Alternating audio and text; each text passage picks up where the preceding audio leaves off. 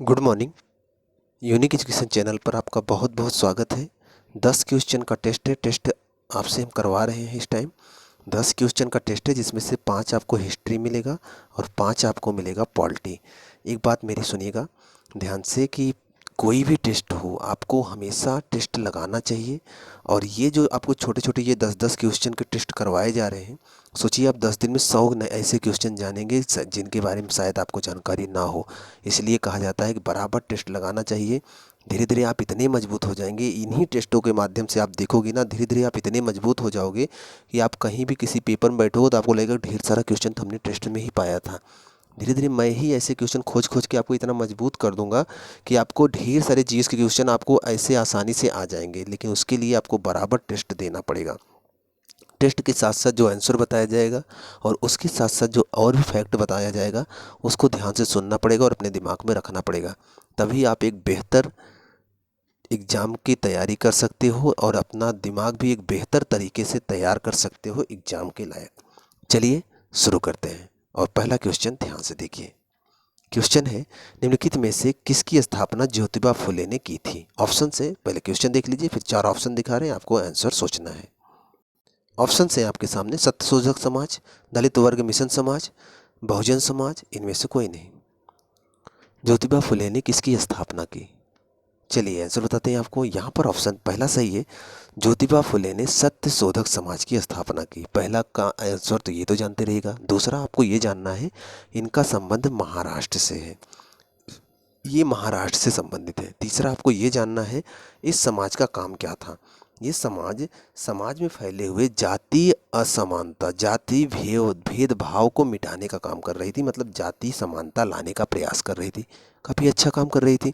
आप सोचो जिस समय अंग्रेज यहाँ थे उस टाइम की बात है, इस समाज की स्थापना हुई थी और इस समाज ने जाति असमानता को मिटाने के लिए बहुत प्रयास किया।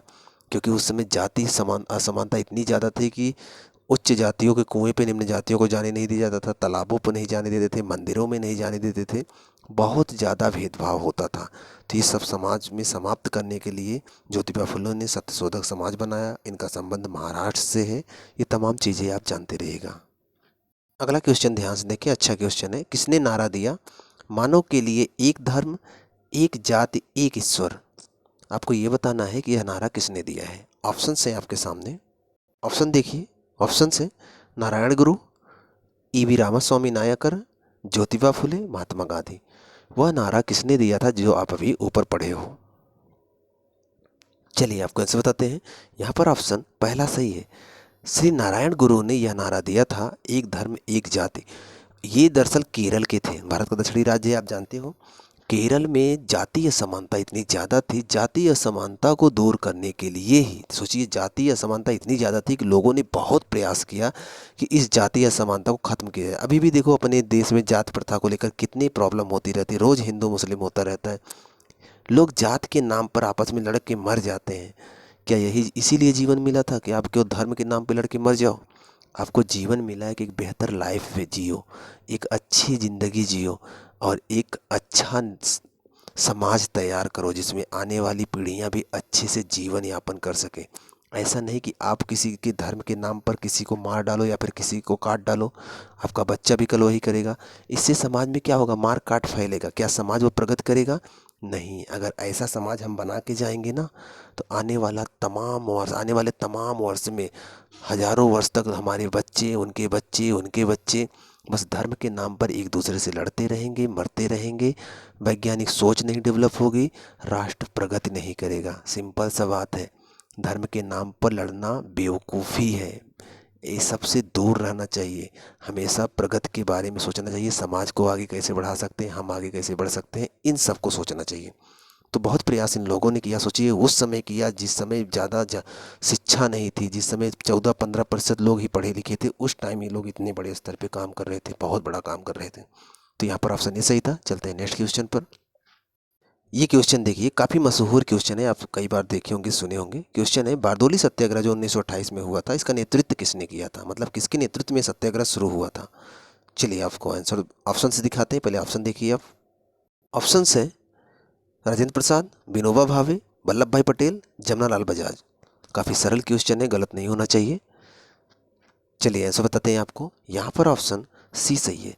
सरदार वल्लभ भाई पटेल ने यह आंदोलन का नेतृत्व किया था। गांधी जी को करना था, गांधी जी किसी कारणवश नहीं जा पाए, तो सरदार वल्लभ भाई पटेल। ये दरअसल बारदोली जो स्थान है ये गुजरात के सूरत में है, और वहाँ पर यह अंग्रेज वहाँ पर ज़बरदस्ती टैक्स वसूल रहे थे, उसी को लेकर यहाँ वहाँ की महिलाओं ने आंदोलन कर रखा था। और हुआ क्या कि उस आंदोलन का समर्थन करने के लिए गांधी जी को बुलावा भेजा गया, तो गांधी जी ने अपने तरफ से सरदार जी को भेजा, सरदार वल्लभ भाई पटेल को भेजा था, और वहाँ पर ये आंदोलन सफल हुआ और वहाँ पर टैक्स माफ़ करवाए गए। उससे खुशी होकर वहाँ की महिलाओं ने सरदार वल्लभ भाई पटेल को, उस जिनको पहले वल्लभ भाई पटेल के नाम से जाना जाता था, उन्हें सरदार की उपाधि दी थी, तो उनको सरदार वल्लभ भाई पटेल कहा जाता था। अब हुआ क्या था थोड़ा सा समझिएगा। अंग्रेज ज़बरदस्ती वसूलते थे सूरत के उस क्षेत्र में लगान, सूखा आ गया, फसल ढंग से नहीं हुई, अंग्रेज़ क्या करते थे, ज़बरदस्ती जाके मार के जो भी घर में रहता था सब लूट लाते थे। तो अब क्या हुआ कि कुछ लोगों को दूर से, मतलब जैसे ये मान लीजिए ये बस्ती है, तो बस्ती से दूर कुछ लोगों को बैठा दिया जाता था, देखते रहते थे। जब अंग्रेज़ गाड़ी से या घोड़े से आने लगते थे तो ये लोग अपने घर का सारा कीमती सामान लेकर जंगलों में कहीं जाकर छिप जाते थे। अंग्रेज आते थे, पूरी बस्ती में टहलते थे, टहल के चले जाते थे, इन्हें कोई आदमी ही नहीं मिलता था। फिर जब अंग्रेज चले जाते थे तो यहाँ पर ये लोग वापस आ जाते थे। तो इससे अंग्रेज परेशान हो गए, तो ज़्यादा प्रताड़ित करने लगे। तब जाके सरदार जी को यहाँ आना पड़ा, सरदार वल्लभ भाई पटेल को आना पड़ा। उसके बाद यहाँ आंदोलन हुआ, अंग्रेजों ने यहाँ पर कैर को माफ़ किया, उसके बाद ये सत्याग्रह सफल माना गया। तो यहाँ पूछा जाता है कि सरदार की उपाधि किसने दिया था, तो बारदोली की महिलाओं ने दिया था। 1928 में फरवरी की घटना है, जानते रहेगा। बारदोली गुजरात के सूरत में है। चलते हैं नेक्स्ट क्वेश्चन पर। आइए अगला क्वेश्चन देखते हैं, ये भी अच्छा क्वेश्चन है। किस वायसराय के शासनकाल में पहला फैक्ट्री अधिनियम पारित हुआ था? किस वायसराय के शासनकाल में पहली बार फैक्ट्री अधिनियम लाया गया कि महिलाएं या फिर पुरुष कितने समय तक फैक्ट्रियों में काम कर सकते हैं? तो किसके समय में आया था? ऑप्शन है आपके सामने। ऑप्शन देखिए आप, lord Curzon, Lytton, Ripon, Canning. किसके समय में हुआ था? चलिए आपको ऐसे बताते हैं। यहाँ पर ऑप्शन सी सही है, लॉर्ड रिपन के समय में। इनका समय जो था 1880 से शुरू होता है शायद, और 85 तक जाता है। तो 1881 में एक प्रथम कारखाना अधिनियम आया था, ये आप जानते रहेगा। उस समय रिपन का शासनकाल था। रिपन से जस्ट पहले थे लिटन, ये इनका शासन, ये वायसराय थे। और इनसे कुछ कई वायसराय पहले थे, 1856 में थे लॉर्ड कैनिंग। और कर्जन की बात करें तो 1899 से 1905 तक थे लॉर्ड कर्जन। तो इसमें रिपन के समय में 1881 में पहला कारखाना अधिनियम आया था। उसके बाद 1891 में दूसरा कारखाना अधिनियम आया था, जिसमें ये तय किया गया था कि कारखाने में बच्चे या फिर महिलाएं या फिर बुजुर्ग बड़े वयस्क आदमी कितने समय तक काम कर सकते हैं। ये तमाम चीज़ें कारखाना के नाम से आया था, तो याद रखिएगा लॉर्ड रिपन के समय में आया था। चलते हैं नेक्स्ट क्वेश्चन पर। क्वेश्चन देखिए, आज का ये इतिहास का 5वां और लास्ट क्वेश्चन है, क्योंकि इसके बाद 5 क्वेश्चन आपको पॉलिटी से मिलेंगे। क्वेश्चन है, अखिल भारतीय किसान सभा का गठन कब हुआ था?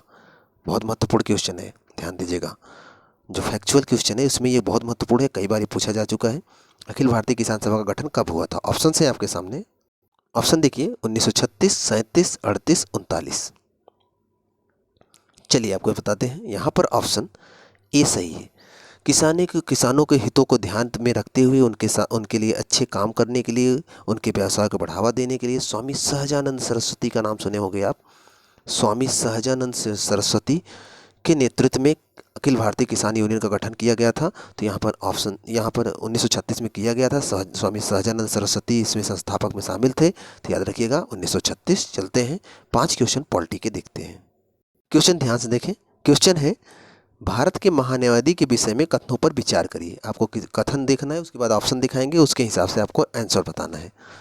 पहला ऑप्शन है, वह भारत के राष्ट्रपति के द्वारा नियुक्त किया जाता है। दूसरा ऑप्शन है, उसमें वही योग्यता होनी चाहिए जो सर्वोच्च न्यायालय के न्यायाधीश में होगी। तीसरा ऑप्शन है, उसे संसद के किसी एक सदन का सदस्य होना चाहिए। और चौथा ऑप्शन है, ये चौथा ऑप्शन है, संसद द्वारा महाभियोग लगाकर उसे हटाया जा सकता है। कह रहा है इनमें से कौन सा कथन सही है? ऑप्शन है आपके सामने, ध्यान से देख लीजिए इसको। ये 4 ऑप्शन है आपके सामने।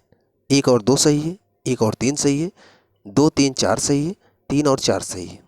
सोचिए।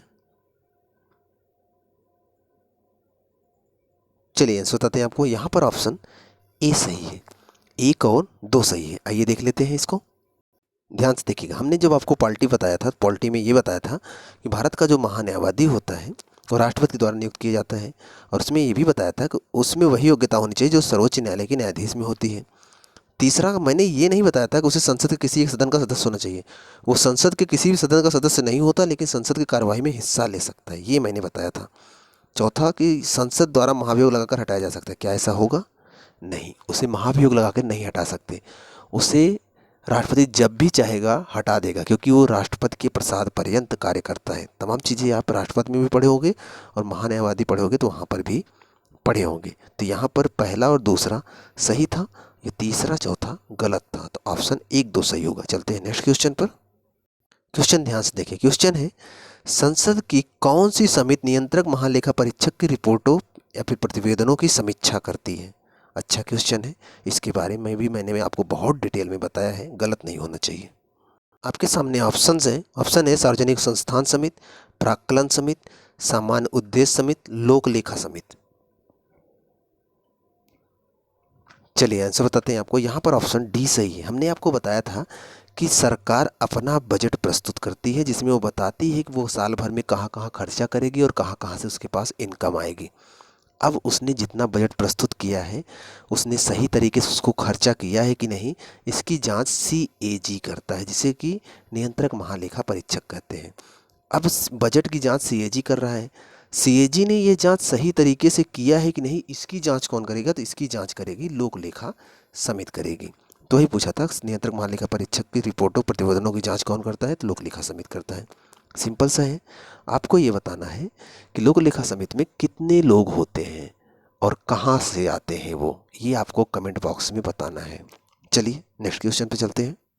अगला क्वेश्चन देखिए, अच्छा क्वेश्चन है। क्वेश्चन है, भारतीय संविधान में निम्नलिखित में से किस पद का उल्लेख नहीं है? नहीं है, कभी जब भी नहीं शब्द मिले उसे अंडरलाइन कर लिया करें। कह रहा है कि भारतीय संविधान में किस पद का उल्लेख नहीं है। ऑप्शन है आपके सामने। ऑप्शन है प्रधानमंत्री, राष्ट्रपति, उपराष्ट्रपति, उप प्रधानमंत्री। सोचिए। चलिए आंसर बताते हैं आपको। यहाँ पर ऑप्शन डी सही है। उप प्रधानमंत्री के बारे में कोई भी उल्लेख संविधान में नहीं किया गया है। हमारे प्रधानमंत्री अपने कामों में सहायता के लिए उप प्रधानमंत्री का पद बनाने लगे, जबकि ऐसा कुछ भी नहीं था कि हम प्रधानमंत्री के लिए उप प्रधानमंत्री एक बनाया जाए, कि संविधान में ऐसा लिखा था, नहीं लिखा था। और पहली बार किसी को उप प्रधानमंत्री बनाया भी गया था, उसके बारे में भी चर्चा नहीं करेंगे। हो सकता है क्वेश्चन हो उस पर, इसलिए चर्चा नहीं करेंगे। क्वेश्चन ध्यान से देखें। क्वेश्चन है, भारत के प्रथम उप प्रधानमंत्री कौन थे? अभी मैं बताने भी जा रहा था। क्वेश्चन है, क्वेश्चन से आप हल करके बताइए। ऑप्शन है आपके सामने। जवाहरलाल नेहरू, मौलाना अबुल कलाम आज़ाद, गुलजारी लाल नंदा, सरदार वल्लभ भाई पटेल। चलिए ऐसा बताते हैं आपको। यहाँ पर ऑप्शन डी सही है, सरदार वल्लभ भाई पटेल। ध्यान दीजिएगा, जो प्रधानमंत्री बनता है उसे अनेक मंत्रालय भी दे दिए जाते हैं। गृह मंत्रालय दे दिए, रक्षा मंत्रालय दे दिए, कोई भी मंत्रालय भी दे सकते हैं।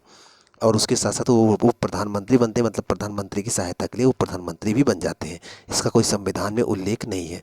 आपके दिमाग में जो गुलजारी लाल नंदा आया होगा, गुलजारी लाल नंदा प्रधानमंत्री की मृत्यु के बाद कार्यवाहक प्रधानमंत्री बने थे, जब नेहरू जी मरे थे या फिर जब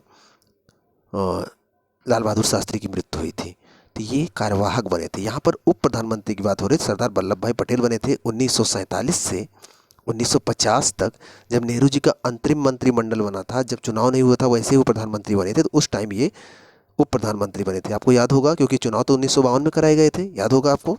चलते हैं नेक्स्ट क्वेश्चन पर।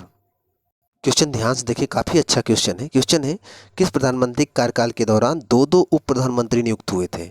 किस प्रधानमंत्री के समय में दो दो उप प्रधानमंत्री बने थे? ऑप्शन है, ऑप्शन देखिए ध्यान से। जवाहरलाल नेहरू, इंदिरा गांधी, मोरारजी देसाई, VP सिंह। चलिए ऐसे बताते हैं आपको। यहाँ पर ऑप्शन सी सही है। मोरारजी देसाई के समय में आपको पता होगा, जब इंदिरा गांधी की सरकार थी, उसके बाद उन्होंने आपातकाल लगा के अपना कार्यकाल 1 साल बढ़ाया था, 1977 तक ले गई थी। तो 1977-78 के आसपास मोरारजी देसाई की सरकार आती है, जो कि पहली गैर कांग्रेसी सरकार थी, जिसे जनता सरकार के नाम से जाना जाता था। एक गठबंधन सरकार थी। इनके साथ गठबंधन किए थे चौधरी चरण सिंह, और भी ढेर सारी पार्टियाँ थी। सबने गठबंधन करके इनके साथ सरकार बनाई। तो मोरारजी देसाई जब प्रधानमंत्री बने, तो इन्होंने चौधरी चरण सिंह और बाबू जगजीवन राम दो लोगों को उप प्रधानमंत्री बना रखा था। बाद में चौधरी चरण सिंह ने इनसे अपना अपना गठबंधन वापस लिया तो इनकी सरकार गिर जाती है। तो हमने एक प्रधानमंत्री का वीडियो इसी में डाल रखा है इसी चैनल पर। उसमें शुरू के 1947 से लेकर 2021 तक जितने भी प्रधानमंत्री थे उनके पीछे की कहानी, उनके प्रधानमंत्री बनने की कहानी क्या थी, ये तमाम चीज़ें अच्छे से बता रखा है। आप एक बार ध्यान से देख लेंगे तो प्रधानमंत्री से संबंधित जितनी प्रावधान है आपको दिमाग में क्लियर हो जाएंगे। यहाँ पर ऑप्शन सी सही था। चलते हैं नेक्स्ट क्वेश्चन पर। इसी के साथ एक क्वेश्चन का आंसर भी आपको कमेंट बॉक्स में बताना है कि भारत के अंतिम उप प्रधानमंत्री कौन बना था। हम ये नहीं कह रहे कि भारत में उप प्रधानमंत्री का पद ही समाप्त हुआ है, नहीं, अभी तो मोदी भी चाहे तो बना सकते हैं, ऐसा कोई बात नहीं है। ये बताना है कि अंतिम बार जो बना था उप प्रधानमंत्री वह व्यक्ति कौन था, उसका नाम आपको बताना है। चलते हैं नेक्स्ट क्वेश्चन पर। यहाँ पर 5 क्वेश्चन कंप्लीट हो गए हैं, टोटल 10 क्वेश्चन हो गए हैं और आपको इस 10 क्वेश्चन में कितना सही हुआ ये आपको कमेंट बॉक्स में बताना है। और जो मैंने क्वेश्चन पूछा उसका भी आंसर आपको कमेंट बॉक्स में बताना है। अभी मैं आपको एक क्वेश्चन दिखाऊंगा, उसका आंसर भी आपको कमेंट बॉक्स में बताना है कि क्या होगा। उसका मैं आंसर नहीं बताऊँगा, उसको केवल दिखाऊँगा, आपको उसका आंसर बताना है। ये क्वेश्चन ध्यान से देखिए। क्वेश्चन है कि सुमेलित नहीं है, पूछ रहा है कौन सा सुमेलित नहीं है। पहला है क्षेत्रीय ग्रामीण बैंक 1975, दूसरा है नाबार्ड 1982, तीसरा है किसान क्रेडिट कार्ड योजना 1998 और चौथा है प्रथमा बैंक 1972। ये चारों ऑप्शन में पूछ रहा है कौन सा सुमेलित नहीं है। इसका आंसर आपको बताना है कमेंट बॉक्स में, प्लस आपने कितना सही किया है वो बताना है और जो मैंने एक क्वेश्चन पूछा है वो बताना है। करो इसके साथ साथ अगर आप चैनल पे पहली बार आए हैं चैनल को सब्सक्राइब कर लीजिए और बराबर टेस्ट लगाइएगा। टेस्ट लगाने में आलस मत करिएगा, नहीं तो पीछे रह जाएंगे। और अगर आप चैनल पे पहली बार है चैनल को सब्सक्राइब कर लीजिए, पुराने हैं तो ज़रूर शेयर करिएगा दूसरों के लोगों के पास। मिलते हैं आपसे नेक्स्ट वीडियो में, तब तक आप पढ़ते रहें।